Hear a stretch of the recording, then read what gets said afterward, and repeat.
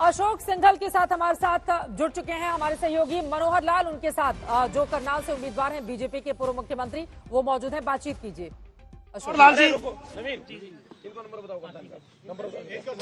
बिल्कुल देखिए चित्रा, लगातार मनोहर लाल जी तमाम बूथों का निरीक्षण करके आ रहे हैं, लोगों से मिल रहे हैं, अलग अलग गांवों में जा रहे हैं और पहली बार लोकसभा चुनाव लड़ रहे हैं। 2 बार विधायक रहे हैं, मुख्यमंत्री 2 बार के। मनोहर लाल जी, सबसे बड़ा मुद्दा क्या है इस बार आपके चुनाव आपके लिए?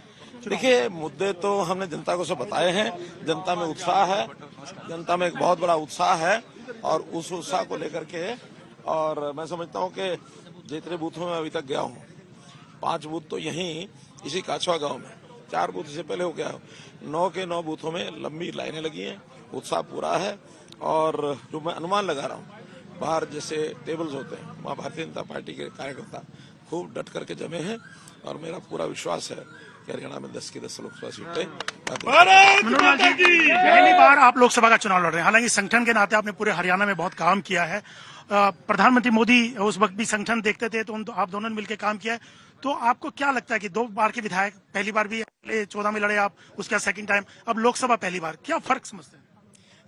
देखिए, जहां तक काम की जिम्मेवारी है, विधानसभा में 2 बार चुनाव लड़ करके प्रधानमंत्री मुख्यमंत्री के नाते से जो मैंने अपना दायित्व देखा, संभाला, बहुत अच्छे प्रकार से समझ में आ गया। जनता की मैंने सेवा की।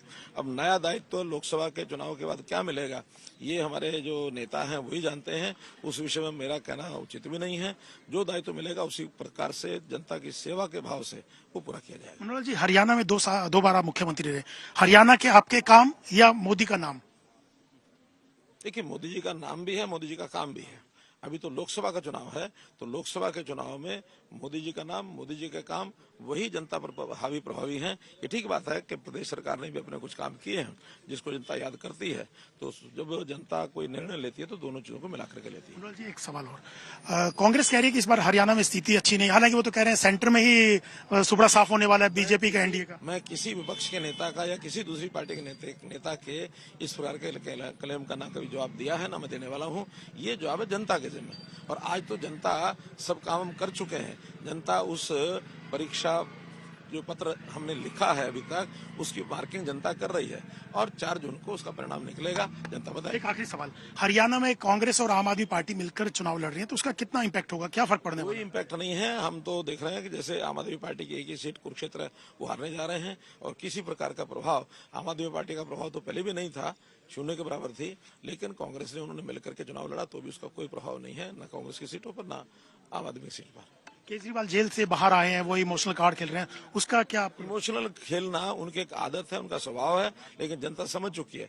एक बार काट की हंडिया बार बार नहीं चढ़ती, एक बार चढ़ती है। तो इसलिए एक बार अगर उनको दिल्ली जैसे प्रांत में या पंजाब में सफलता मिली है, अब जनता उनको समझ चुकी है, जनता उनको नकार चुकी है। धन्यवाद। ये थे मनोहर लाल जी, जिनका साफ तौर से कहना है कि पिछली बार भी हरियाणा से 10 सीटें थी और इस बार भी 10 की 10 सीटें ले जा वो जो बीजेपी की सरकार बनी, उनका दावा है कि अच्छे से सरकार बनेगी, उसमें 10 सीटें हरियाणा से जाएंगी।